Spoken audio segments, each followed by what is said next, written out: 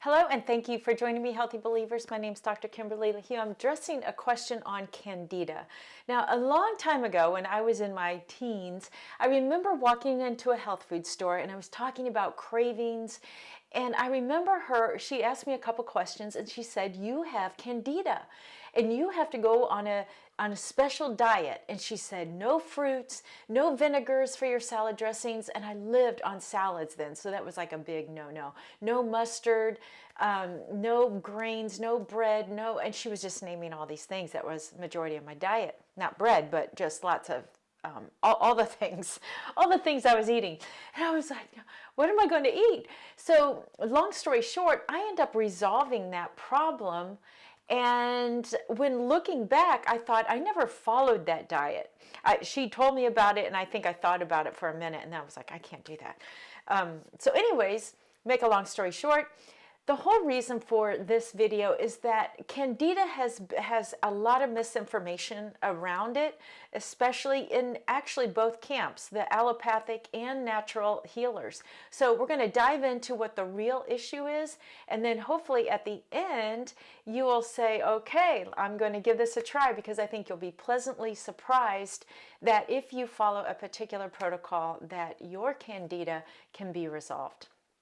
So, what is the real Candida story? Candida is a form of yeast, yes, and it is a naturally occurring organism in our blood. It is supposed to be there. So it really is about the imbalance, just like we're talking about microbiomes and the balance of good and bad bacteria in our mouth and our hands and our gut. It is supposed to be there. And so it is this naturally occurring microbiome or microbe that becomes out of balance. But how does it get that way? That's what we're going to get to. So the microbe, it consumes sugar for food, and we need sugar. Our bodies run on carbon, so we need sugar. That is what feeds our cells. But it also feeds this little microbe called Candida. So there's always sugar in the blood, therefore there is always food for that microbe. The population, the amount of microbes of Candida is dependent on the food supply. So if you have a higher blood sugar level, there's more sugar in the blood, then the Candida are eating and multiplying, so therefore you have more Candida. Not necessarily out of balance, but you have a bigger population. So when the sugar we eat leaves the blood and it goes in to feed the cells, which that is their energy, they need that. They need the glucose. So when the glucose enters into the cell, any excess yeast dies off because it doesn't have food. So it dies off, and this is normal. So when the blood sugar rises, the Candida microbes multiply rapidly as they consume the excess sugar. And once they've done so, the blood sugar then comes back down. It is a natural rise and fall. So the Candida comes down. When the sugar goes out and enters into the cell, then the Candida goes down because now the yeast doesn't have food. So the rise and fall are normal. It's a normal physiological response. Okay, so that's the first thing to note. So what is the problem? The problem is when we eat a high-fat diet, the fat stays chronically elevated, which means the sugar remains in the bloodstream and does not go into the cells, and it feeds the Candida. So instead of feeding the 800 trillion cells, it begins to feed the Candida.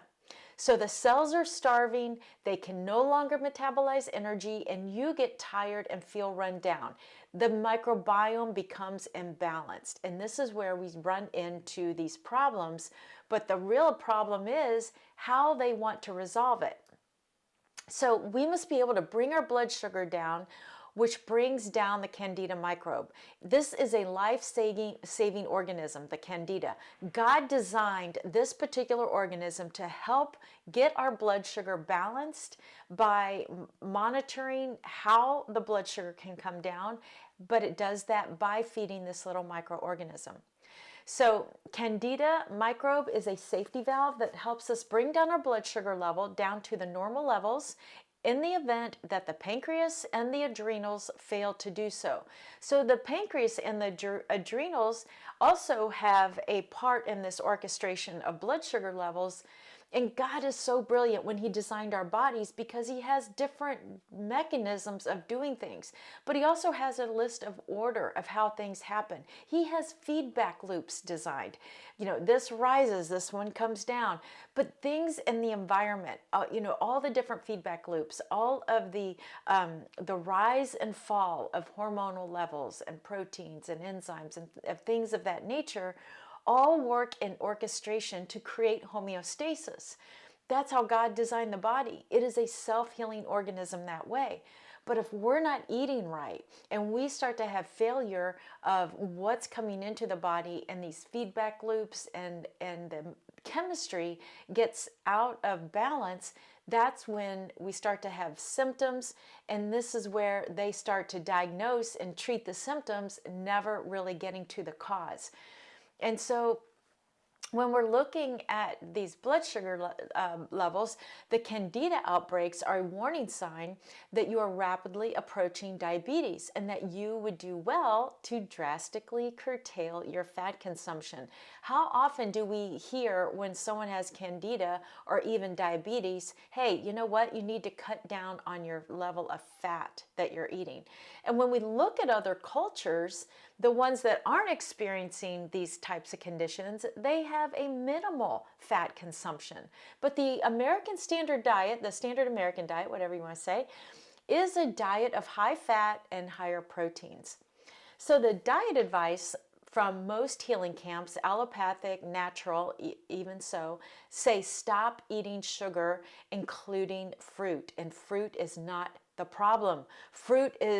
We are frugivores by nature. Fruit is a wonderful food to feed ourselves. It's like the perfect energy. There's no need for something to carry it across into the cell, because it can do that on its own. Fruit is a beautiful, wonderful food for healing our bodies. So fruit consumption is not the cause. So eliminating fruit is not going to solve the Candida problem. In the presence of too much fat in the diet, even a small amount of sugar from any source, including fruit, can result in abnormally high blood sugar levels, because we are not dealing with the true culprit, which is the fat.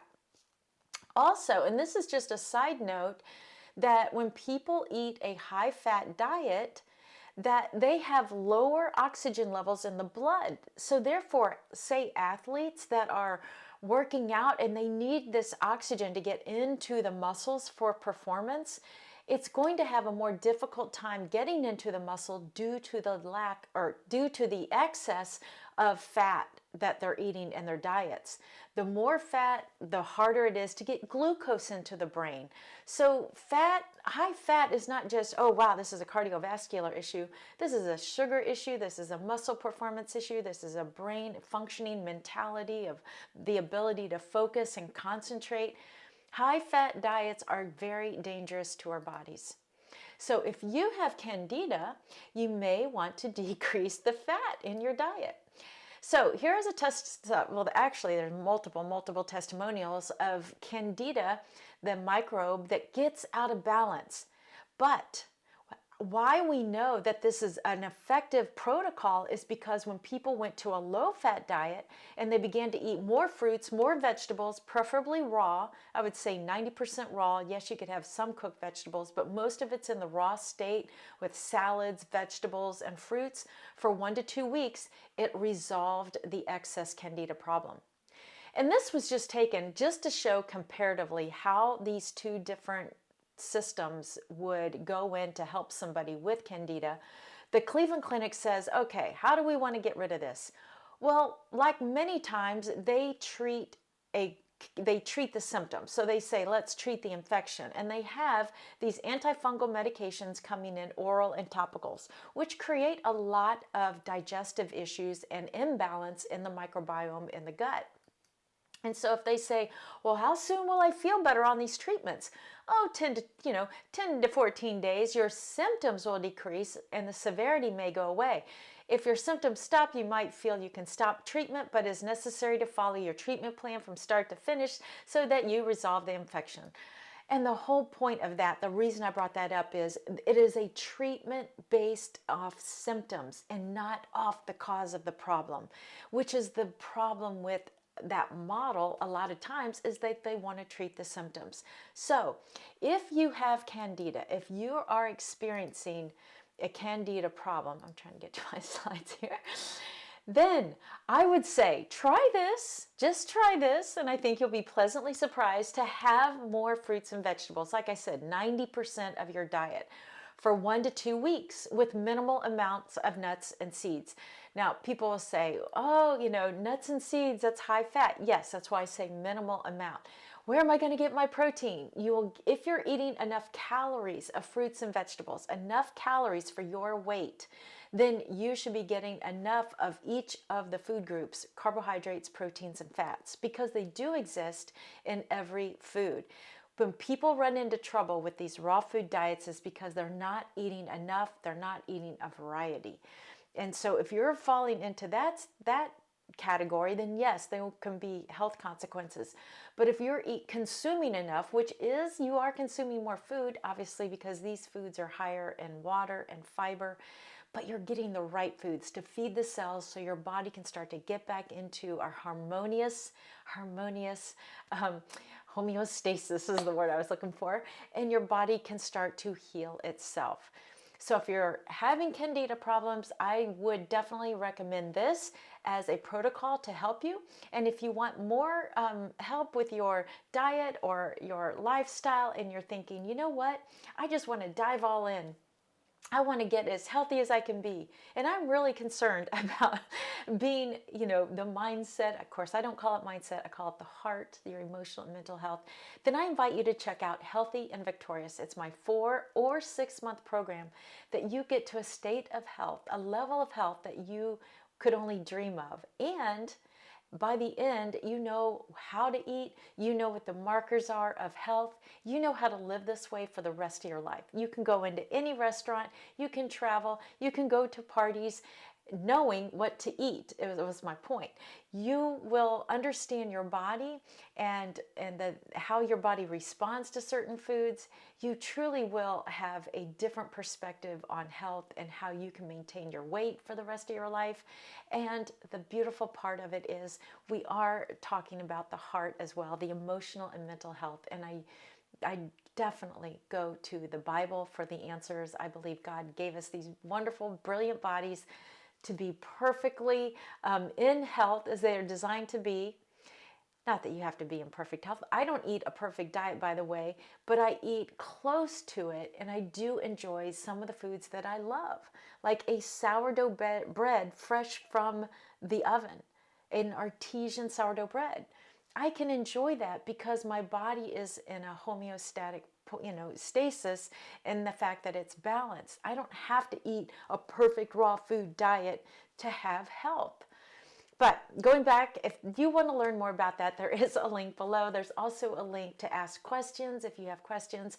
But anyways, I hope this was helpful, especially if you have candida. I know that you will be pleasantly surprised in 1 to 2 weeks of following a raw fruits and vegetables diet. So thanks for joining me. I'll see you on the next video.